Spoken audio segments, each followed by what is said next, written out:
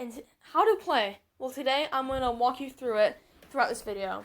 First of all, how do you set up the chessboard?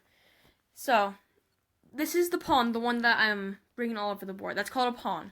This is called a knight. We'll get to how they move later. This is a bishop. This is a rook. This is the queen. And this is the king. How to set it up is what we're going to start with. So the second, you see the 2 right there and the 7. All of those ranks start off with pawns.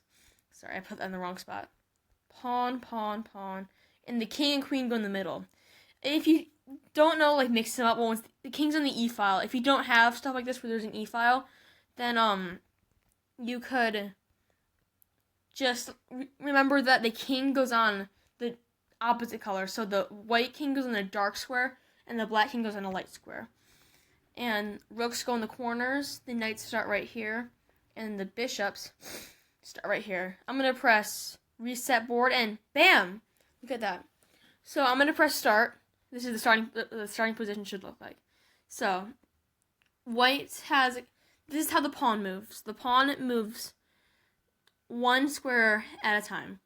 It can only move 1 square, except on its first move it has the option to move 2 squares. But on the first move you can go 1 square if you're wondering. But this is my favorite opening move.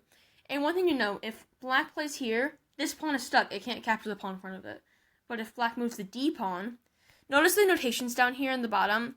They say, when you move a pawn, they just say the square. When you move a rook, you say rook to that square. Pawns, this pawn could go forward, but it also could take this pawn, which is probably the best move. But if we go back, how does the knight move? The knight moves in the shape of an L. 1, 2, turn, or 1, 2, turn. These ones are upside down, but I'll just make some moves, and you see this is the shape of an L. How I move the knight, and that's how the knight moves. 95, and let's go back. How does the bishop move? Well, you see how the bishop has usually the knight has dots, but the bishop doesn't. You have to push a pawn in order to get the bishop out. We'll just give black a move, and the bishop can move all the way here. The bishop always moves diagonal, which means it can never go to a different square. Like, if the bishop's here, it can only move along the diagonals. Bishop c4 is probably actually a good move, but it can never be in a light square. Same for this one. It can never be in a dark square. So the bishop can move anywhere along this diagonal. If this pawn moved, the bishop could go on this diagonal. But this is probably the best place to put the bishop. This is terrible because black just plays knight takes a5, a6. We were to learn about the knight. How does the rook move? Well, in order for that to happen, you need a lot of different moves. This is not a recommended opening move by me, but let's say white plays h4 and black plays e6.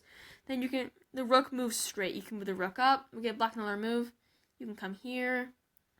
The rook always moves in straight directions, and if we go here and we give black another move, another bad move, this is kind of like north, south, west, east. You can kind of think of the rook as a compass, but another way is just to say the rook moves straight, up and down, and is considered a long-range piece. Okay, so let's go back to e4. How does the queen move? Let's see, so we'll give black a move. That's probably the best response. The queen moves, the queen's the same as the bishop, moves diagonally. But, we'll just give black a move, king to e7. Oh, look at that, the queen can also move straight. The queen is the mixture of the rook and the bishop. And with the kings, the king can move 1 square in any direction. So if we go back, if black played f6, the king could escape here, which is not a very good move. But if we go back to this position, king to e7, another thing with the kings, if the queen takes the pawn, if you go back to this position, if black plays h6, a6, then we can take the pawn, and this is called check. It's when the enemy king is attacked. When the enemy king is attacked, you must somehow get out of check. And if you can't get out of check, that's called checkmate. If black plays king to e7, which is a really bad move, then queen takes is checkmate. Because there's nothing that can capture the queen. This is called CPR, capture. Okay, is there a black piece that can capture the scene? Queen. If you see one, I think you need to get your eyes checked. Is there a piece that can go on the e6 square and block the queen's attack? If you see one, I think that you should be getting your eyes checked. And if you can see a safe square for the black king, I think you should be getting your eyes checked. So there's no way for the black king to get out of check here, and that is called checkmate. So now you know the opening. The most common move here is knight f6. Knight f3, shall I say.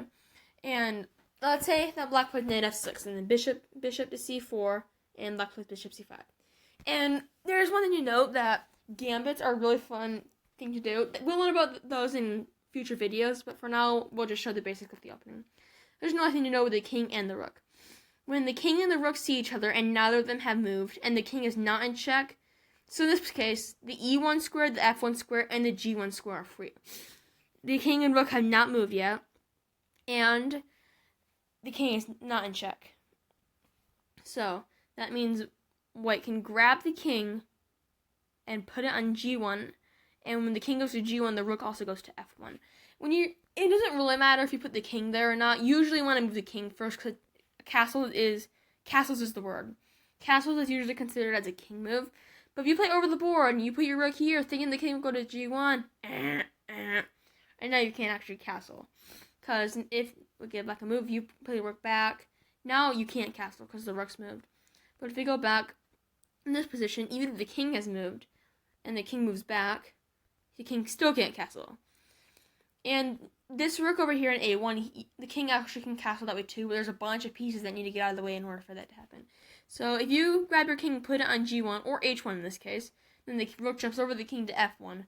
The king always moves 2 squares, and if the king castles this way, the king would still go 2 squares, and the rook would go to d1, which would mean that the rook would go 1 for the square. Usually you castle king side, but that's castling.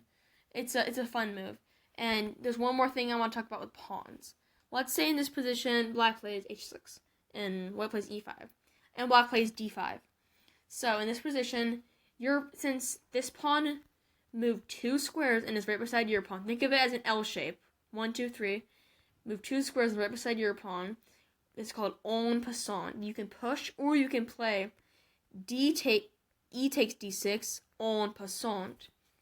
I know it's kind of a weird rule that you can capture a piece but go on a different square, but that is what it's supposed to be. So let's say white pushes, which is a pretty bad move, and black, I don't know, moves the rook to h7, and white takes with check. The king should take back, but if the king moves this way, here's a special rule with the pawns. This is called promotion. When the pawn reaches pawns cannot go backwards. I meant to say that earlier. When a pawn reaches the other side, since it cannot go backwards, it'd be stuck there, and that would be, kind of boring. So when the pawn makes it to the other side, it can turn into a queen, a knight, a rook, or a bishop. Usually you want to promote into a queen, but it is legal to promote into other pieces.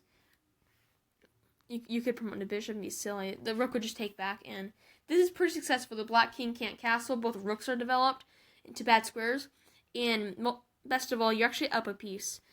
So that would be totally winning for white in that case. So I hope you learned how the chess pieces move, and I hope that you're on your way to becoming a chess master.